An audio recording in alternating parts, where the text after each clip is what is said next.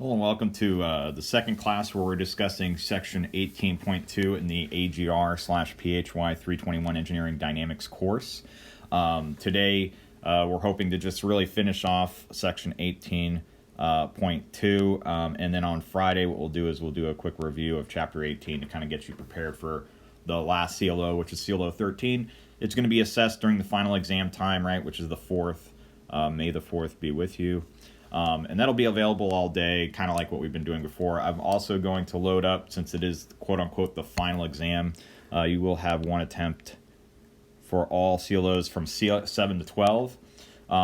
Really, I'm intending for you only to take the ones that you need, right? So if you pass the CLO 13 in the first, or if you're happy with the first grade you take attempt, that's fine. The only thing I'm asking is that you scan all of your work for the D2L Dropbox. So just kind of when you're working these problems out, kind of work them out in sequence. So I just have written record of what you're working with, and you'll upload those. But your grade is coming entirely from the McGraw-Hill Connect website. If you have any questions on this, please let me know. I'll try to address them as soon as possible. And I guess that's pretty much it. The homework for Chapter 18, that's going to be due on Saturday as opposed to Friday, so you have a little bit extra time to work on the problems.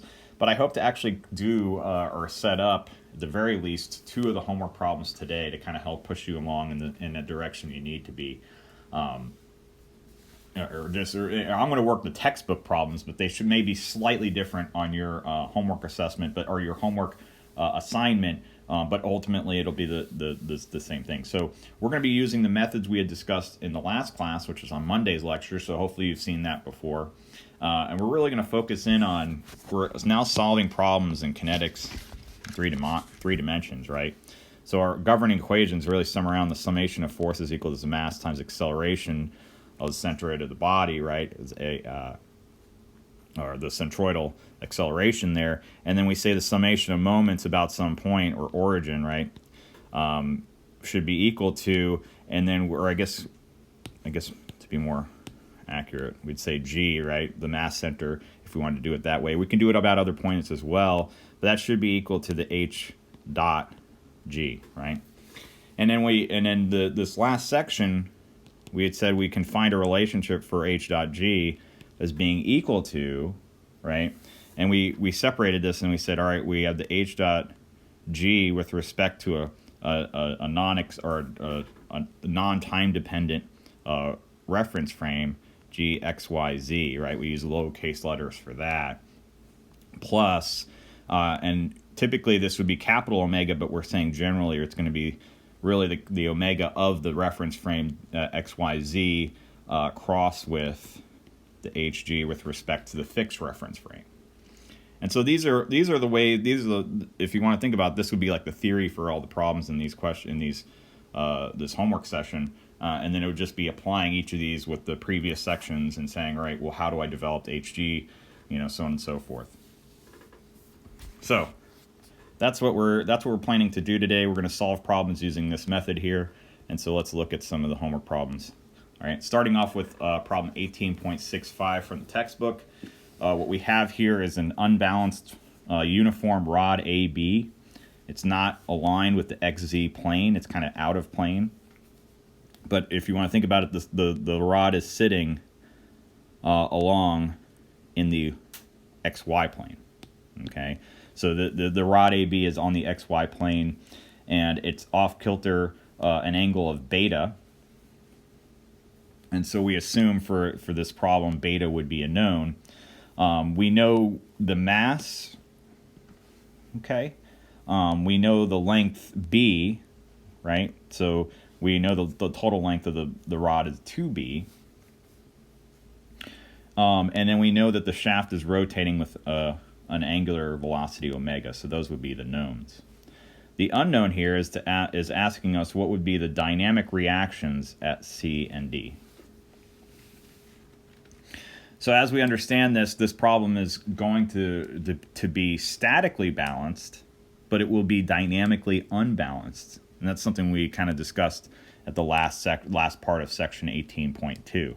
The reason for this is because we see that this shape is not symmetric about the XZ plane. right? It's kind of off kilter. It looks like there's an axis of symmetry, but the symmetry is kind of going in this direction. It's not aligned with the XZ plane, so we understand that this should ultimately be dynamically unbalanced. And so how do we address this, or how do we go through? What we're going to expect is that we will have a dynamic reactions at C and D, and these would be undesirable, right? So in a traditional engineering sense, we wouldn't want that, but maybe this is some we're either trying to highlight this action or whatever, but we should have reactions at C and D that are out in the XZ directions. We already know there should be Y direction just because of the fact that this thing has a mass, right? So the weight of this is going to be counteracted by the support reaction. Maybe some at D and some at C, right? But we're not going to really look at that. We're going to look at the dynamic reactions, not the static reactions. All right, so let's go through and start working this problem like we have been all semester.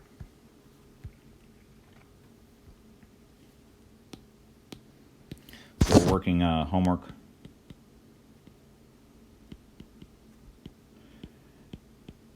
And this might be a series of homework problems that may have, I think the way that Connect does it is it kind of renumbers it, but I'm just going to use the textbook notation here, 18.65.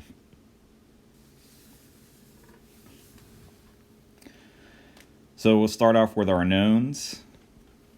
All right, we know the mass. We know the length B. We know omega, right? We know beta. These are things that we kind of, if this is a problem working out with numbers, these would be the values that we're given, right? I don't see anything else explicitly. Yeah, that should be good. And so let's look at the unknowns. So the unknowns, were asked to find the reactions at each of these locations, right? At this instant. Okay, so at this particular instant, it's the rod AB is aligned in the XY plane. So we know we're going to look for reactions,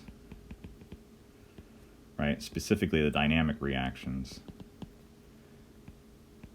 at C and D. So these will probably be some force in the XY plane.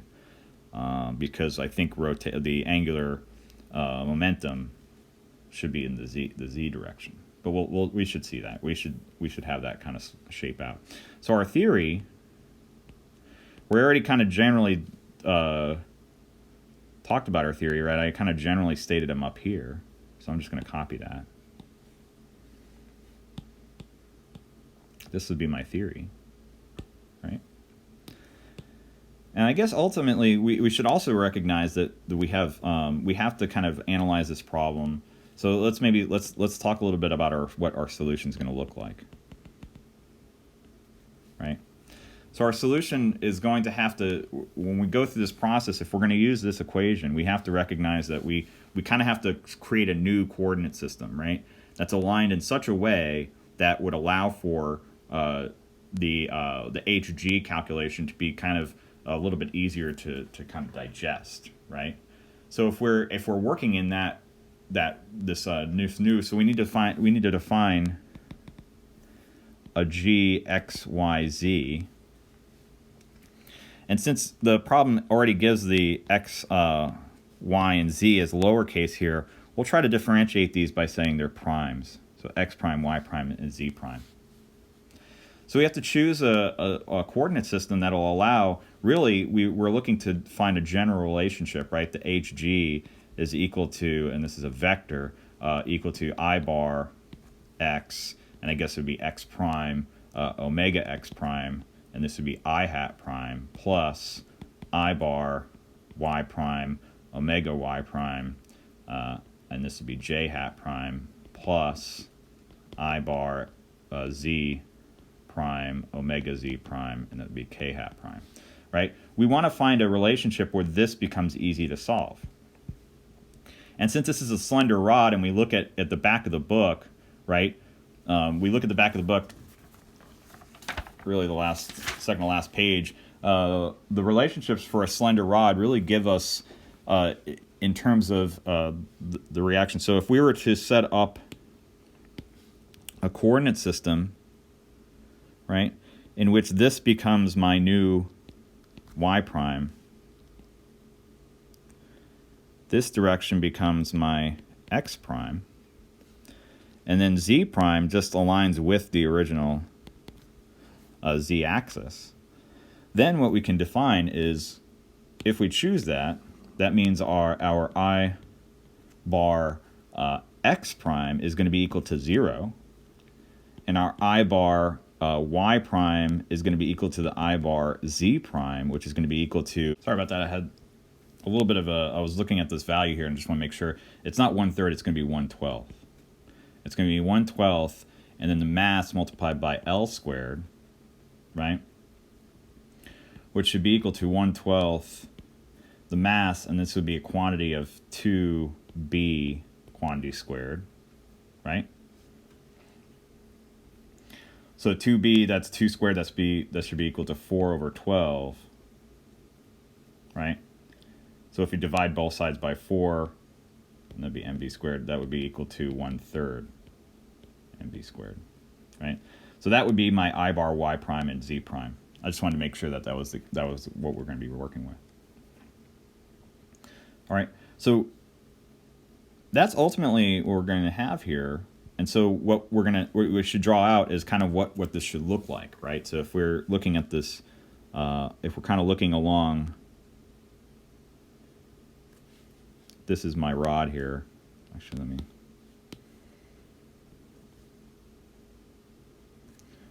Right, where we see that this is kind of at some angle, right? This would be G. This would be the y-axis. This would be the x-axis. And then we have an angle here, beta. We're now defining a y prime axis, and an x prime axis is kind of shaped here. It looks like this. And we're given that the angular velocity, right? My angular velocity omega as a vector is acting in the positive y direction. So we're now going to have to say, or if we're going to do this, we're going to have to look at how each of the angles correspond, right? So continuing on with the solution, I think we have all the information we need from the drawing. I'm going to, well, real quick, let's label these so I don't forget. This is location A, this is B, this is D, and this is C. So I'm going to close this out here, and we're going to go through with our solution. So for this problem, we're going to need to know what our omega x prime and y prime are going to be. So looking at this picture, since omega's has to be broken down into components, right?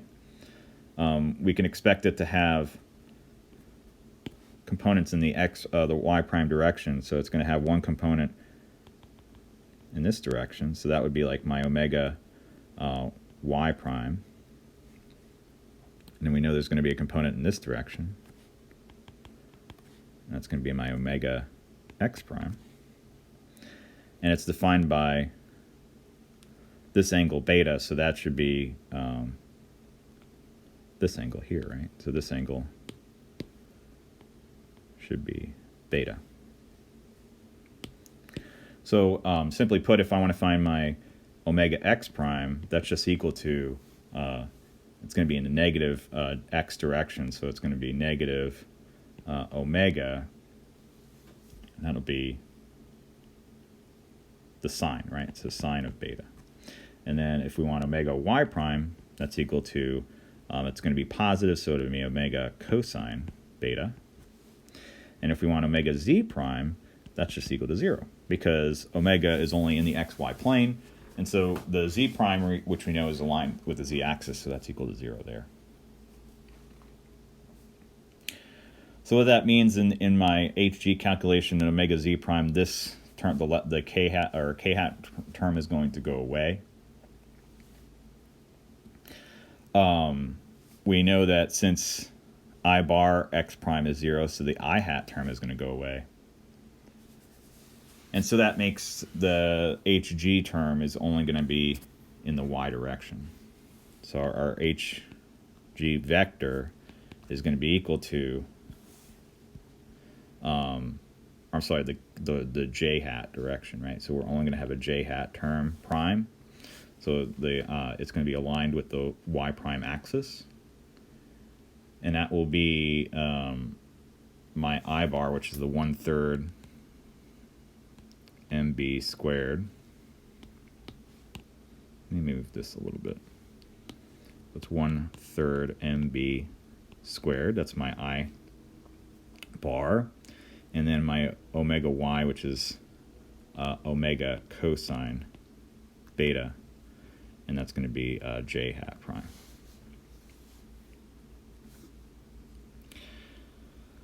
So since we're going to want to transfer this back to my xy coordinate systems, I need to think about how I can define my j hat, right? So if I'm looking for a j hat prime and I want to define that in terms of my x prime, y prime, well, we can use this diagram here, right? So maybe let's erase these components here, if I can do that. Okay. So we know omega is still acting in that direction. Now we're looking, if I have, let's use a different color here. If I have a component, if this is my j hat prime vector, I know I'm going to have two components in x and y directions. So I'm going to have one component in my I direction, and then one component in the x direction, one component in the y direction, and it's going to be defined once again by this angle beta that goes between them. So if I'm putting this into terms of I hat and j hat, the j hat prime should be equal to sine of beta I hat plus cosine of beta j hat. Remember, the magnitude of the unit vector is 1, so it's just the sine and cosine. Putting that into hg, we get this hg should be equal to just the 1/3 mb squared omega, and this would be cosine beta multiplied by sine beta I hat plus cosine beta j hat. So now we've defined hg from the fixed axes, the x from the coordinate system g, x, y, z, not the primes.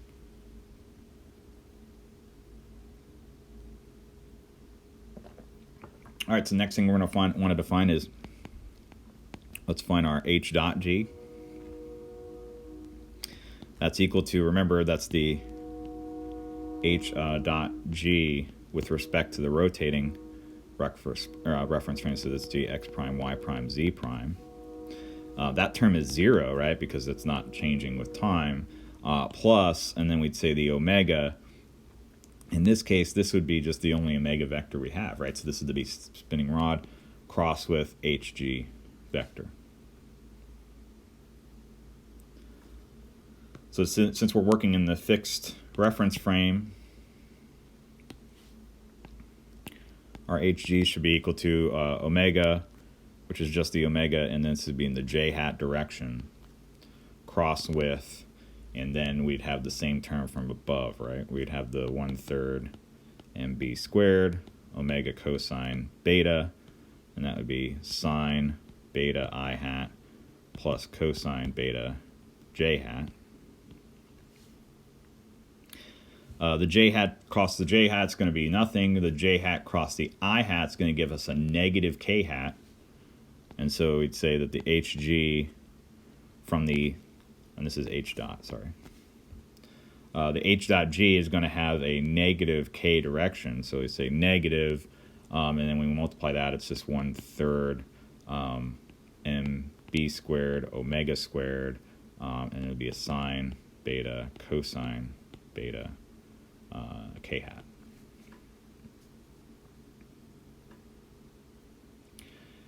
So if it's negative k hat, what that's suggesting to us is that it's going in the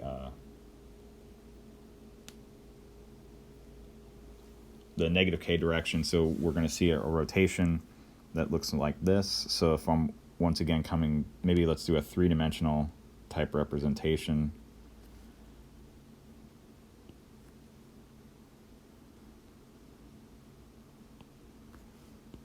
Okay, so this is G, this is A, this is B. So from our coordinate system given, this is my Y, this would be my X, this would be my Z.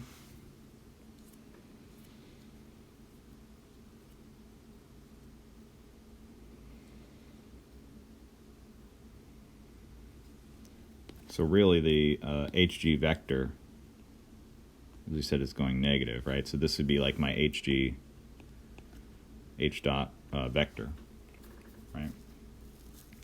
It's going only in the z-axis, so really if we wanted to sum our moments, we could say let's sum the moments about the z-axis, right? Actually, let's do sum moments about g, and we'll only consider z components, right? So now we don't have to treat it as a vector.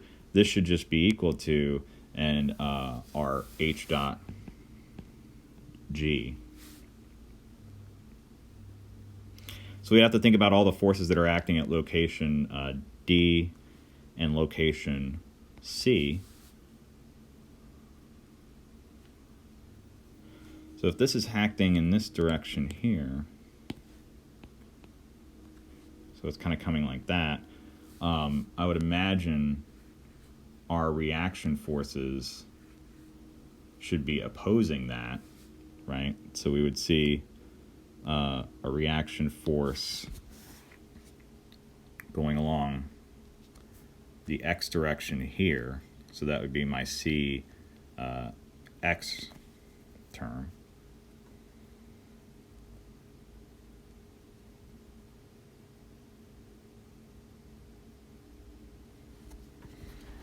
And then, since we really, that should be ultimately the total vector, right? Because looking at the direction of HG, there really shouldn't be any forces outside of that, so my total vector for D should be going in the positive x direction. So we'd say our D vector and our C vector.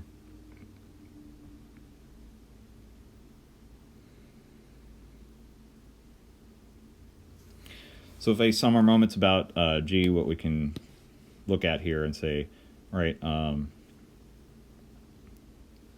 we know that this distance is, let's see, what is that distance? Is that also B?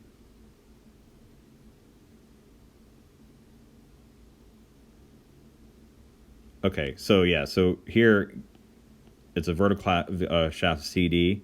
That means that these lengths are also B, because it says each have a length of 2B. So now this helps us out in our calculation. This distance should be B for both of these, right? So if we're summing our moments about Z, we'll say counterclockwise is positive, right?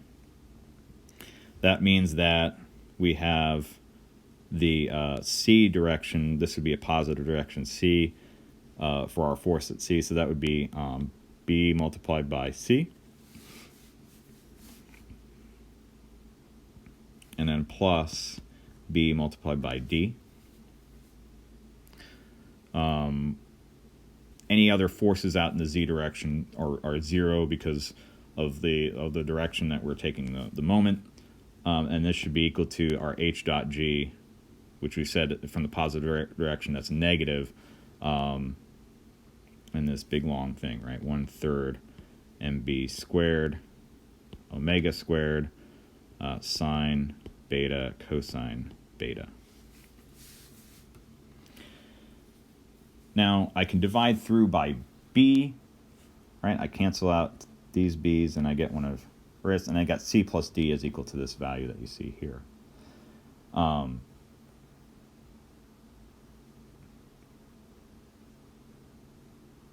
And it looks like I might have guessed the wrong directions, but we'll shake this out. So the next thing we'd say is let's look summation of the forces, right? And here we could just say summation forces in the x direction should be equal to mass times acceleration, a bar in the x direction, which is just equal to 0. And so we'd say that means that we have negative c plus d is equal to 0, so we get that c is equal to d.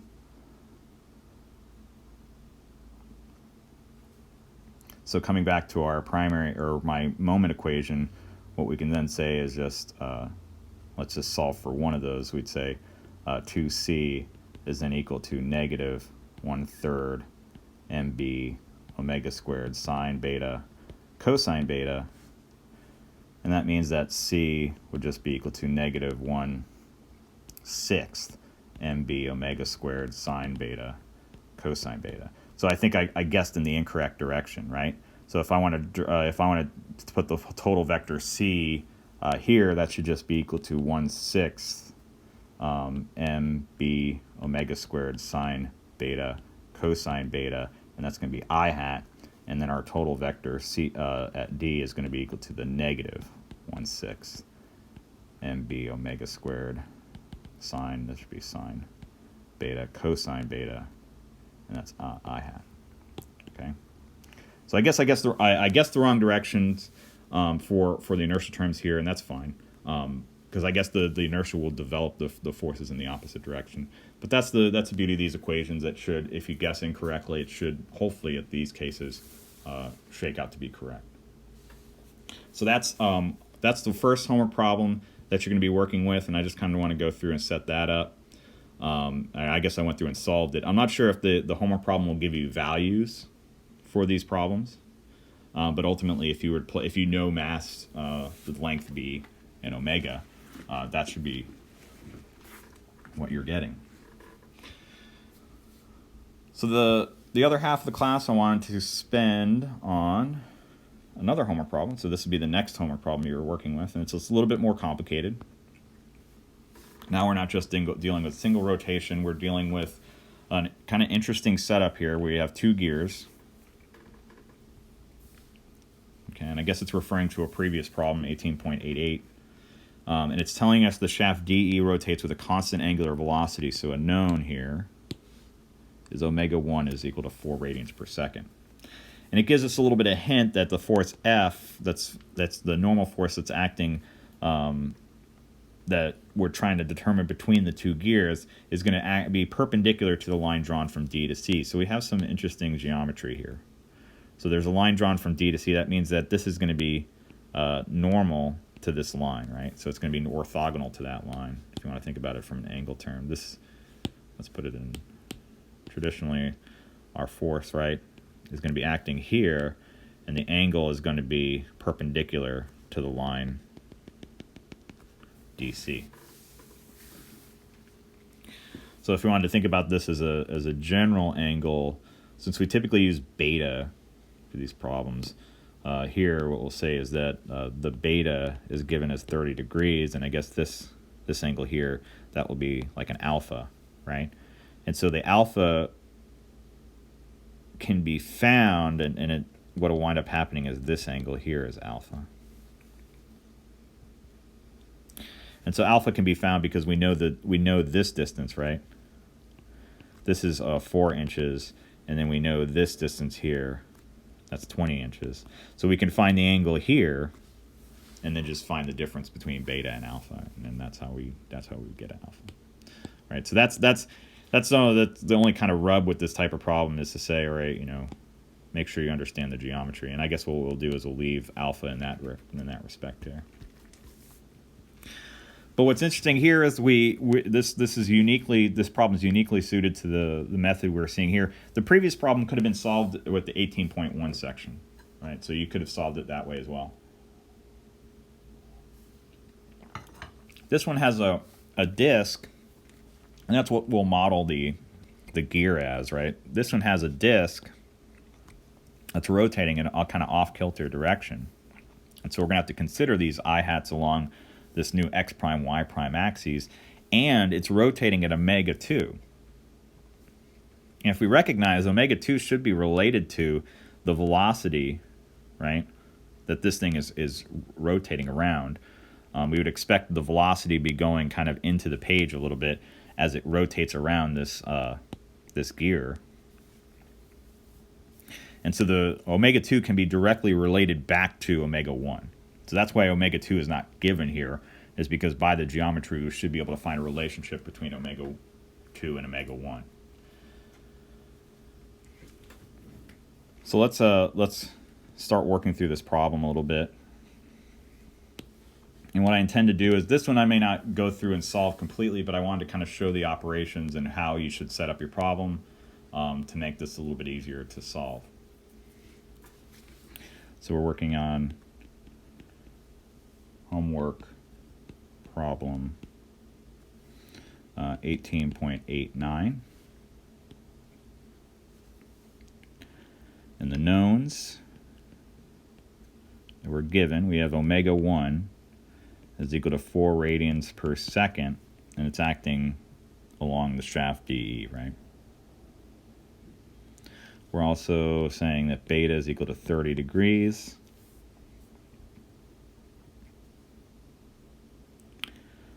We have a total length L, capital L is equal to 20 inches as given.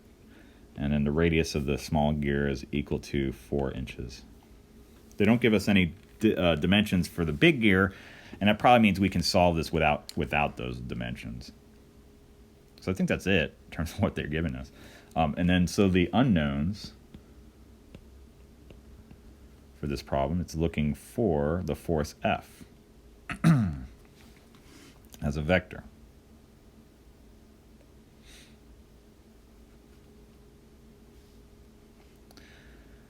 So for this problem, our theory, once again, I'm going to copy from before.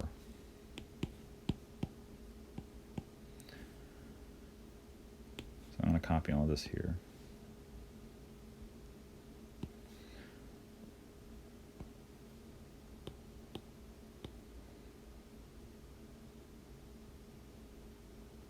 Except now it's not really giving us a coordinate system. So what we'll do is we'll defer to the coordinate system similar to what we have in the example problem, right?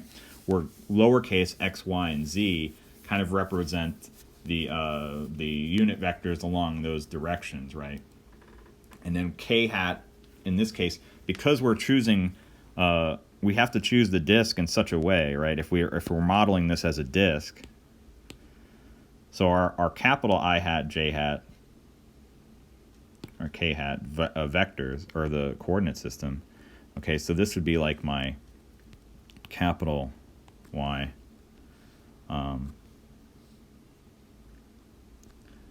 capital X, and capital Z. What we need to do is select a coordinate system to help us to work with our problem here, right? So if we want to think about this, we can almost align our coordinate system.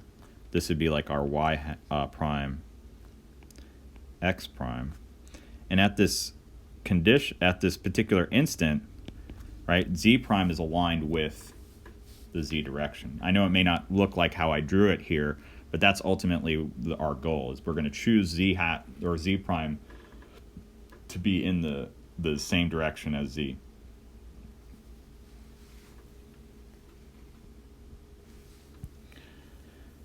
So if we're going to do this, let's go to our solution. And I'm going to give myself a little bit of space in the theory in case we need to invoke anything else. So our solution process, I think it would be best to look at, well, how are we trying to solve for this force, right? And so when we're garnering, or I guess what we can do is we just set up the problem that we see here, right? So if this is my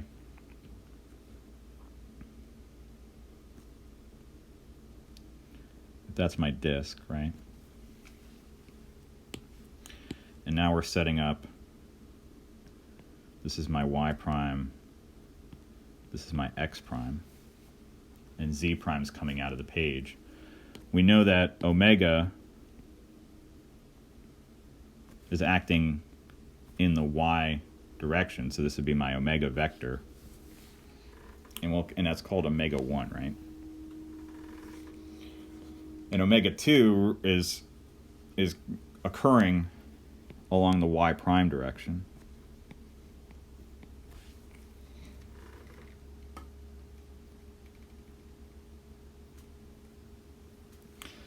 So if I'm thinking about this, we'd suggest that the omega 1 vector is equal to omega 1 capital J hat.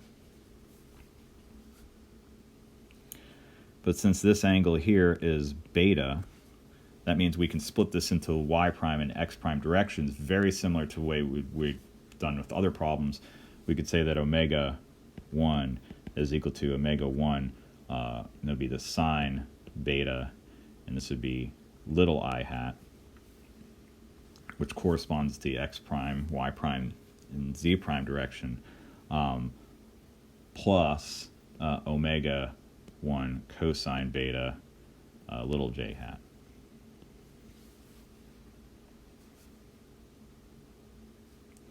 Our omega 2 can be simply stated as just being omega 2 in the little j hat.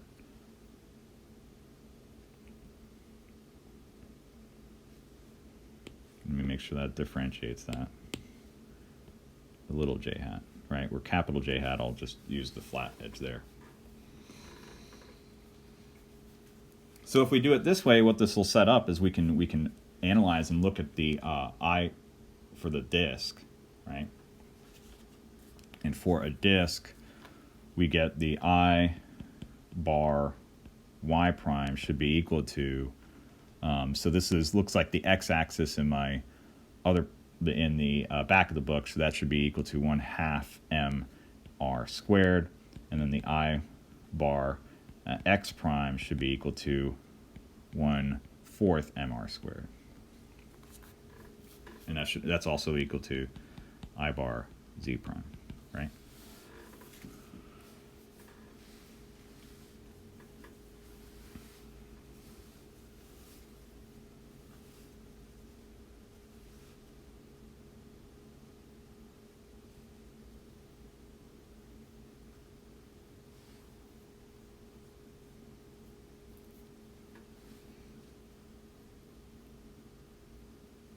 So we can get some information about what's occurring here, because ultimately we're looking for hg, right, as a vector with respect to the g x prime y prime z prime, right?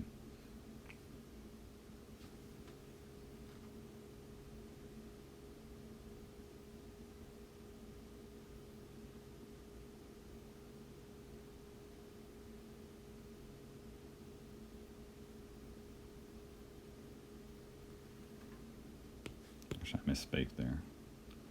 The hg should just be equal to, as we had said before, this would be equal to the I bar x omega, and this would be in the x prime direction.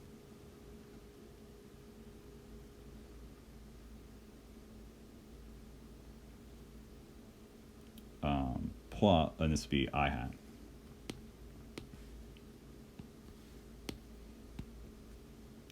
And then plus I bar y omega, let's do f primes here, omega y prime, and this would be lowercase j hat, and then we have I bar z omega z prime, and this would be k hat.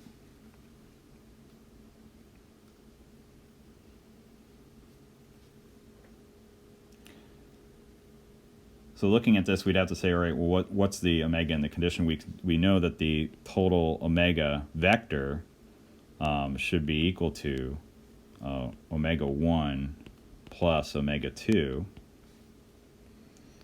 and that would just be equal to omega 1 sine beta j hat plus omega 1 cosine beta j hat plus omega 2, right?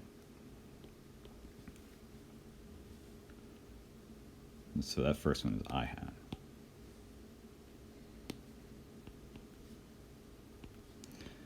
And all I did is just added these two vectors together. So this becomes my omega x, and this is my omega y.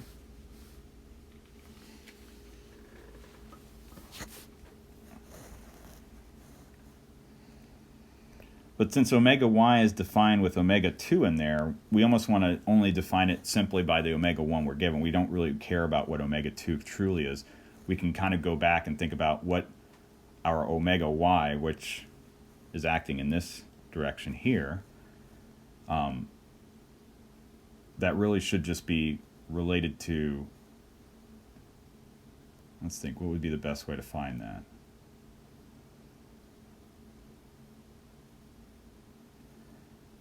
If we found the velocity of the center of mass g, right, which is going into the plane, let's think about it this way. If I'm finding the velocity vg, that should be equal to omega 1 cross with the radius, or the vector from g going, or to g going from location d, right? Keep in mind this is location d up here, and this is location g. Since we understand that these the omega here is kind of acting at an angle beta, we can put in our angle here. We know VG should be acting in negative k hat direction. So this should be equal to the magnitude. So we know it's equal to negative k hat direction. It would just be the magnitude, be the since it's a cross product here, it would just be with respect to the sine of the angle between them, right? Or not sine of the angle between them, sine of the beta. It would be cosine of the angle between them, but in this case it would be sine of beta. Or another way you could think about this is, if we're trying to calculate this, we're only looking at the component in omega 1 that's going to cause the rotation there. So this becomes negative omega 1, which is the magnitude, multiplied by the length, multiplied by sine of beta.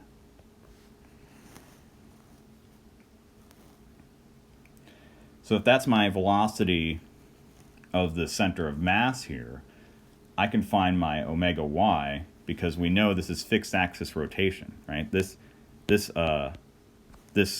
gear here is rotating with respect to omega 2, so the velocity should also be kind of coming back to omega 2, right?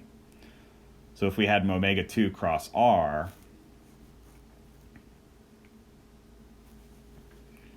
what I'm saying is that we would have, in this case, our omega y prime. I guess these should be x prime and y prime, right? Our omega y prime is aligned with omega 2 here. That multiplied by r should be equal to that velocity, the omega 1 L sine beta.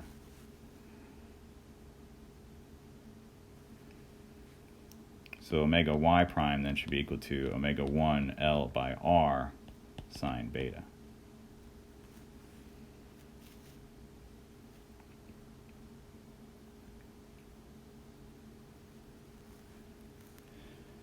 So we should have terms for each omega x prime, omega y prime, all in terms of omega 1, right? So if I want to find my hg as a vector, that'd be the I bar x prime, which we said is 1/4 mr squared. I'm just using this equation right here. And then omega x prime, which you said is omega 1 sine beta. And that's going to be in the I hat direction.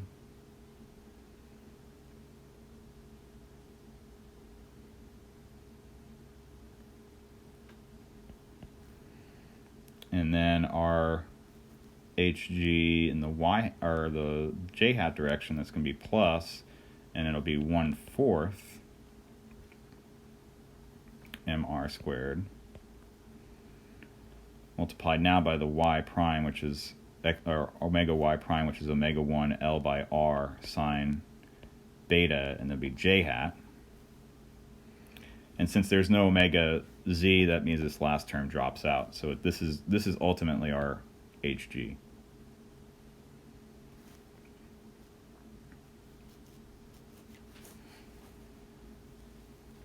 So to find the h bar, or I'm sorry, h dot g, that's equal to that time rate change h dot g with respect to the rotating reference frame, plus, and now it's going to be just the omega 1 vector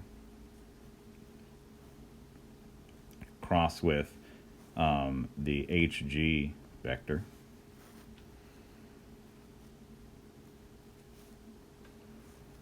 So this term is 0. We have h dot g should be equal to omega 1 vector we have up here, all the way up here, right? So if I take that, my omega 1 vector,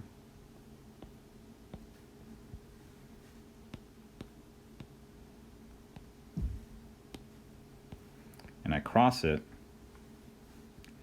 with hg, which is just this guy right here,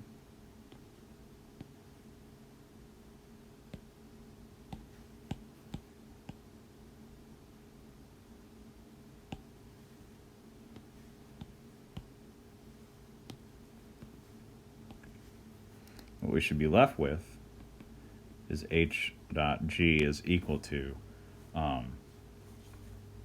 now, the I cross I is going to give k hat, and the j cross j is going to be, or I cross I is going to be 0, I cross j is going to stick around.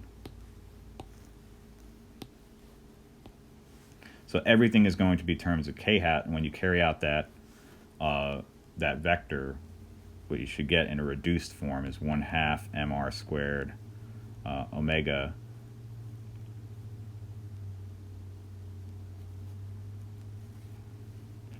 let's make sure.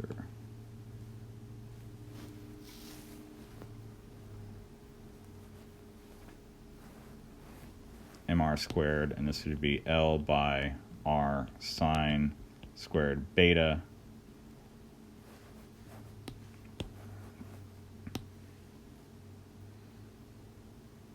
minus 1/4 mr squared sine beta cosine beta,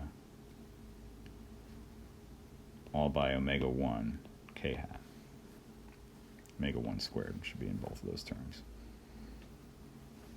So if we have, this is my h dot g, then we need to take a look at what the free body diagram is going to look like, right? So if I come back to this picture up here, I'm going to steal this picture.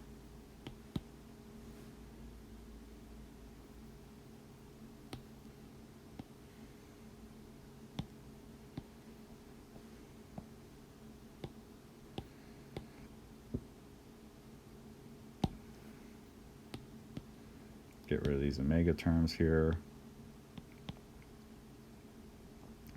Now I should be able to relate everything back to these values, where we'd say, okay, now the forces, remember there is the angle beta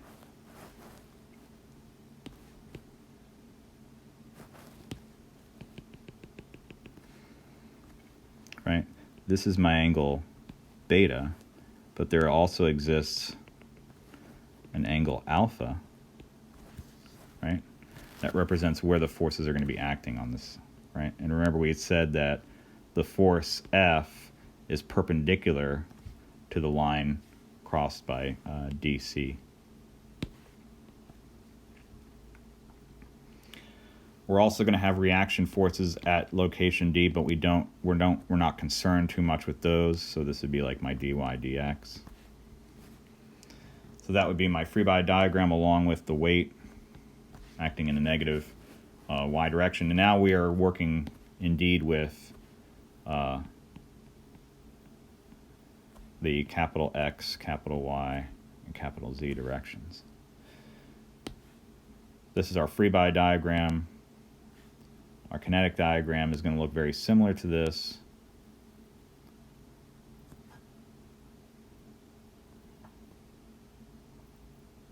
So that's my location G, D, and G.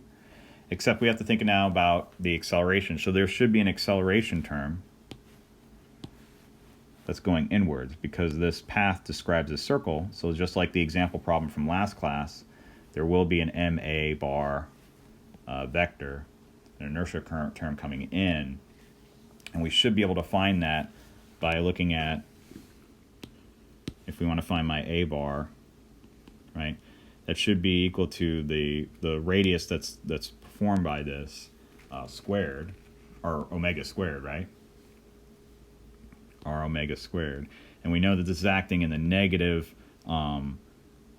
in this case, it's in the negative I hat direction, right? Because X is the horizontal here. And here the radius is not, I guess I should quantify this and say this is not the R that we have from our before. This is going to be equal to this distance here, right? So the distance from this edge here, which is defined by the length L. Remember, this is the length L. So that should be negative, and this be capital L, and that would be the sine of beta, right? Omega squared and capital I hat. So that would be my A bar relationship. And then this is also being subjected to the H dot G.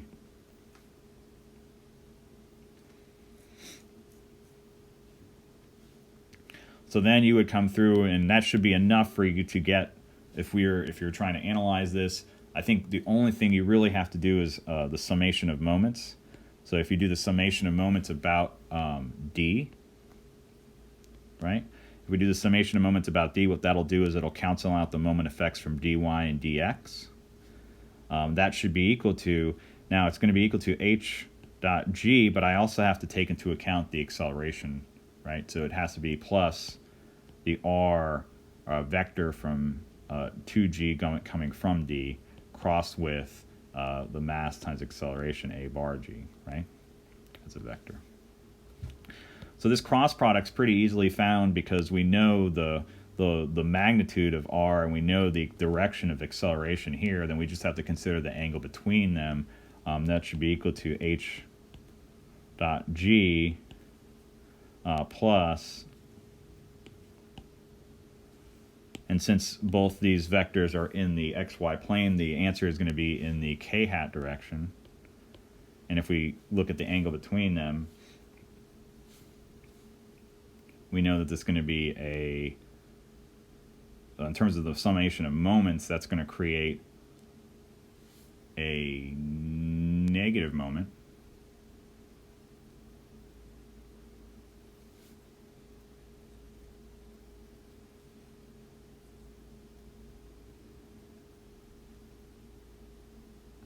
But I think it winds up working out to be just the magnitudes here, so it would be the m omega 1 squared L squared, and it'll be a sine beta and then a cosine of the beta angle between them.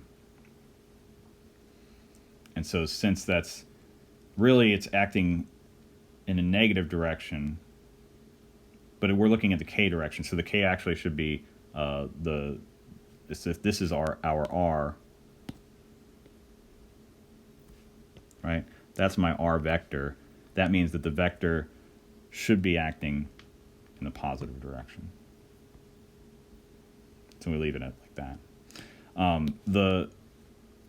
The summation of moments portion of this, that's going to just be equal to the forces, right? So this would be like the force of D multiplied by magnitude D, where this distance here, we'd say the distance D.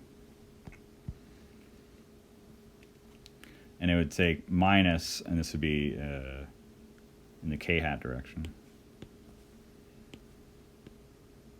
capital K hat direction. And it would say minus, then the weight term would just be minus the weight multiplied by then the length L sine beta, capital K hat. And we know this, that everything should be in capital K hat or lowercase k hat. It's in the same direction. It's not a big deal.